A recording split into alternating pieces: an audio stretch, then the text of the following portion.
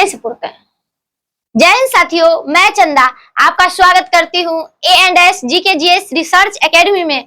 तो जैसा कि आपको पिछले वीडियो के माध्यम से पता चल गया होगा कि इस चैनल पर क्लास 7 के NCERT हिस्ट्री का चैप्टर नंबर 4 जो था मुगल 16वीं से 17वीं शताब्दी तक, इसके बारे में जाने थे। यानी क्या है तो क्लास 7 में हम मध्य काल के बारे में जाने थे, यानी क्या है तो 700 से 1750 ईस्वी के बारे में, जिसमें हम जानेंगे आज मुगल साम्राज्य के बारे में। यानी पिछले वीडियो में भी हम कुछ पार्ट 1 में जाने थे मुगल साम्राज्य के बारे में, जिसमें जाने थे मुगल साम्राज्य की स्थापना की बात।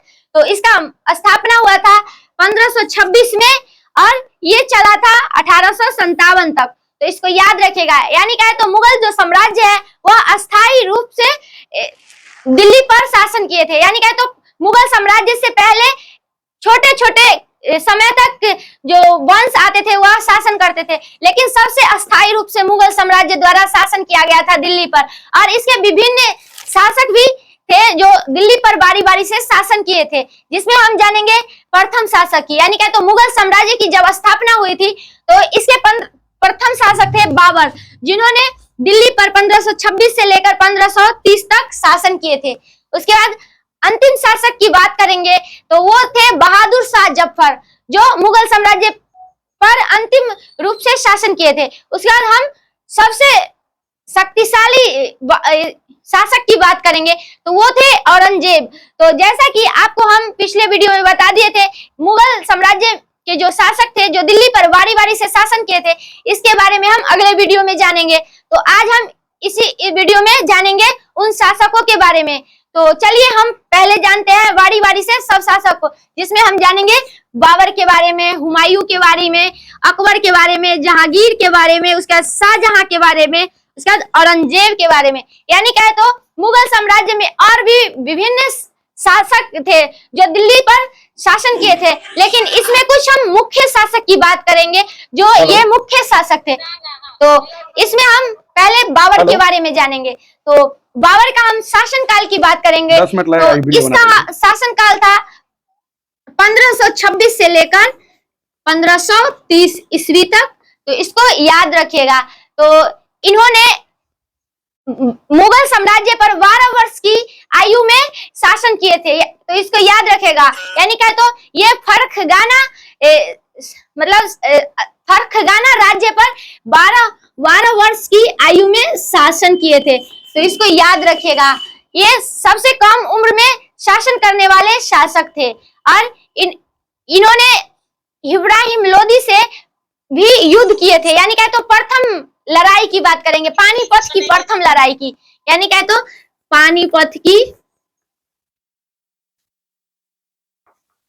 फर्स्ट लड़ाई जो 1526 में हुआ था।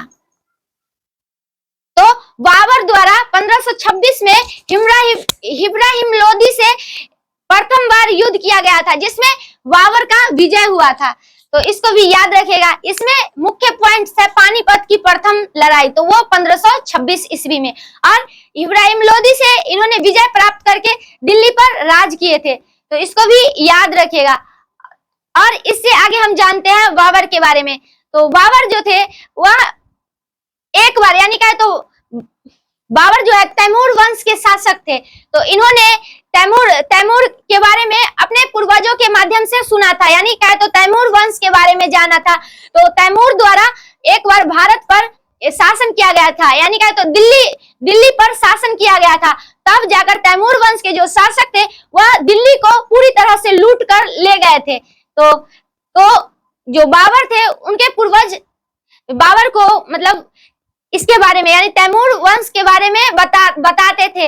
जो दिल्ली एक विस्तृत नगर था, वहां से विभिन्न यानी क्या तो मनसब और भी खजाने तैमूर द्वारा अपने क्षेत्र में ले गए थे। तो तब जाकर जो बाबर थे इनके मन में भी लालच आ गई और इन्होंने सोचा कि हम भी आगे चलकर दिल्ली पर राज करेंगे, यानी कि कहे तो दिल्ली पर शासन करेंगे। तब इन्होंने अपने पिता की मृत्यु के बाद सर्वप्रथम 12 वर्ष की आयु में शासन बने, यानी शासक बने, फरखगाना के शासक बने।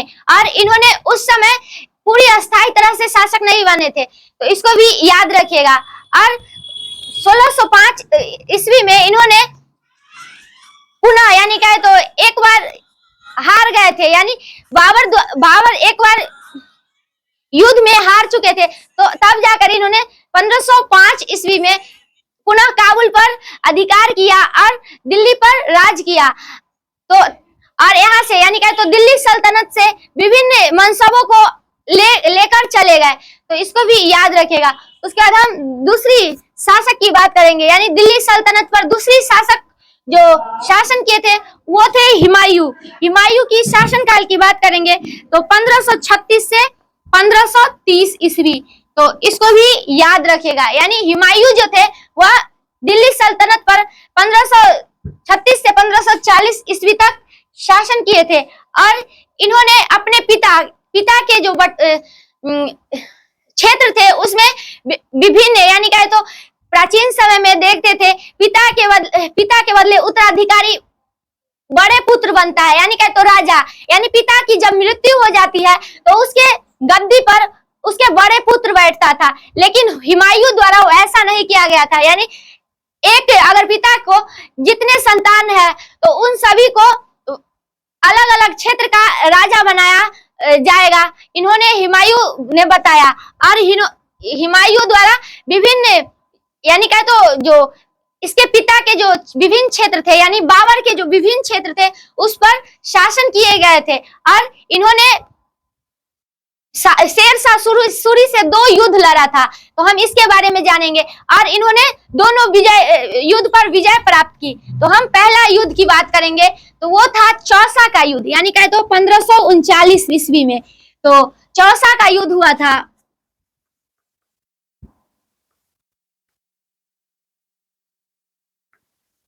तो इन्होंने शेरशाह सूरी से इस युद्ध में विजय प्राप्त की। उसके बाद एक और युद्ध हुआ था कन्नौज का युद्ध, वह 1540 ईस्वी में।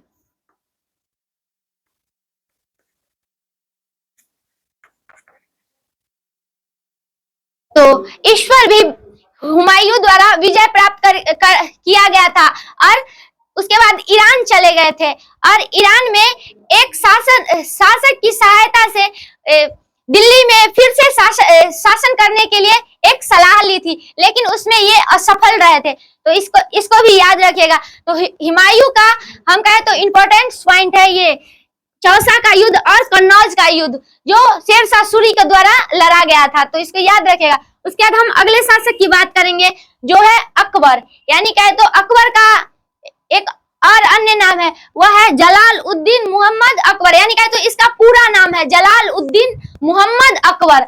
अब हम इसके शासन काल की बात करेंगे, तो इसका शासन काल था 1556 ईस्वी से 1605 ईस्वी। यानी कहे तो हमारा जो दिल्ली पर शासन करने वाले जो अकबर थे, इन्होंने 13 वर्ष की अवस्था में दिल्ली पर शासन किए थे, और इन्होंने अपनी माँ की देखरेख में और एक और सेनापति थे बैरम खां, उसके देखरेख में ये दिल्ली पर शासन किए थे 13 वर्ष की आयु में, तो इसको याद रखिएगा। और इनका शासन काल था 1556 से 1605 ईस्वी। तो अकबर जो थे इन्होंने दिल्ली पर विभिन्न बदलाव किए, जिसमें हम बदलाव की बात करेंगे तो एक था जजिया कर, और एक कहे तो तीर्थ यात्रा में कर लिए जाते थे, इसको बंद किया। तो हम इसके बारे में जानते हैं जजिया कर के बारे में। जजिया कर क्या होता है, यानी कहे तो जजिया कर, तो जो जजिया कर होता है वह गैर मुस्लिम प्रजाओं से लिया जाता है, यानी कहे तो जो मुस्लिम नहीं है और उन सभी प्रजाओं से लिया जाता था। यानी कहे तो मंदिर में टैक्स लिया जाता था, यानी किसी भी मुस्लिम छोड़कर हिंदू धर्म के जो लोग होते थे वह मंदिर में अगर पूजा करने जाते थे तो उनसे कर लिया जाता था, यानी जबरदस्ती कर वसूला जाता था। तो इसको यानी कहे तो अकबर जब दिल्ली में शासन किए थे तो सबसे पहले जजिया कर शासक की बात करेंगे जो दिल्ली पर शासन किए थे, तो वो थे जहांगीर। अब हम जहांगीर के बारे में जानेंगे, यानी कहे तो इनका एक और नाम था, यानी कहे तो जहांगीर से पहले इनका नाम था नूरुद्दीन मोहम्मद सलीम, यानी कहे तो इनका ये पूर्व नाम था। जब इन्होंने दिल्ली पर शासन किए थे तब इनका उपाधि दिया गया था, तो इसके बारे में हम जानेंगे। तो पहले हम जहांगीर के शासनकाल के बारे में जानते हैं। तो जहांगीर का शासनकाल था 1605 से 1627 ईस्वी। यानी क्या है, तो जहांगीर जो थे वह दिल्ली पर शासन किए थे 1605 से लेकर 1627 ईस्वी तक। और जब इन्होंने दिल्ली पर शासन करना शुरू किए थे तब इनको उपाधि मिला था जहांगीर का। तो जहांगीर की बात करेंगे तो इसका अर्थ होता है विश्व विजेता, तो इसको भी याद रखेगा। यानी क्या है, तो जहांगीर अर्थ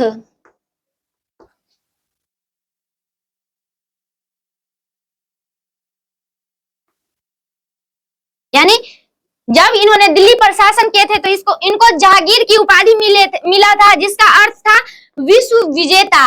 और इन्होंने भी दिल्ली पर विभिन्न व्यवस्थाओं को चलाया था, जिसमें हम बात करेंगे जहांगीर के दरबार में। यानी क्या है, तो ये जब दिल्ली पर शासन किए थे तो एक अंग्रेज राजदूत इनके दरबार में आए थे, तो हम इसके बारे में जानेंगे। तो 1615 ईस्वी में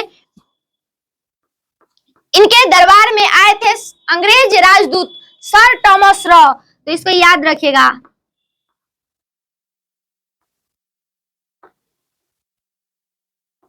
सर टॉमस रॉ जो थे ये जहांगीर के दरबार में सर्वप्रथम आए थे। ये अंग्रेज के राजदूत थे और जहांगीर द्वारा ही बात करेंगे तो अंग्रेज को व्यापार की अनुमति दिए थे। यानी कहे तो अंग्रेज को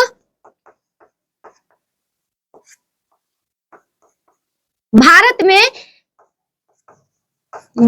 व्यापार की अनुमति जहांगीर के द्वारा दिया गया था, तो इसको भी याद रखिएगा। और इसका शासनकाल तो बता ही दिए, जो 1605 से 1627 ईस्वी तक था, तो इसको भी याद रखिएगा। उसके बाद हम अगले शासक की बात करेंगे तो वो है शाहजहां खुर्रम, इनके बारे में जानेंगे। तो इसका शासनकाल की बात करेंगे तो इसका शासनकाल था 1627 से लेकर 1658 ईस्वी। यानी क्या, तो शाहजहां खुर्रम का शासनकाल 1627 से 1658 था और इन्होंने भी दिल्ली पर विभिन्न समय तक शासन किए थे, जिसमें हम बात करेंगे ये शाहजहां खुर्रम के बारे में। तो शाहजहां खुर्रम जो थे वह मुमताज के लिए, यानी क्या, तो मुमताज की स्मृति में इन्होंने ताजमहल का निर्माण करवाया था। यानी ताजमहल का निर्माण ये जहांगीर खुर्रम द्वारा किया गया था। उसके बाद हम अगला महल की बात करेंगे तो इन्होंने जामा मस्जिद को भी बनवाया था।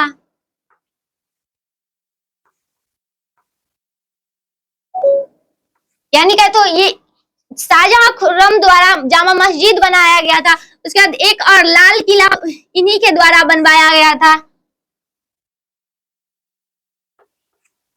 तो शाहजहां खुर्रम के द्वारा जामा मस्जिद, लाल किला, उसके बाद कहे तो ताजमहल ये मुमताज की स्मृति में बनवाया गया था। उसके बाद हम बात करेंगे इन्हीं के समय में चित्रकारी पर विशेष ध्यान दिया गया था। यानी क्या, तो जो शाहजहां का जो शासनकाल था 1627 से 1658 ईस्वी, इस दौरान दिल्ली में चित्रकारी पर बहुत ज्यादा महत्व दिया गया, उसके विभिन्न क्षेत्र पर विशेष ध्यान दिया गया, तो इसको भी याद रखिएगा। उसके बाद हम अंतिम शासक की बात करेंगे तो वो है औरंगजेब, और इसका शासनकाल की बात करेंगे तो इसका शासनकाल था 1658 से 1707 ईस्वी।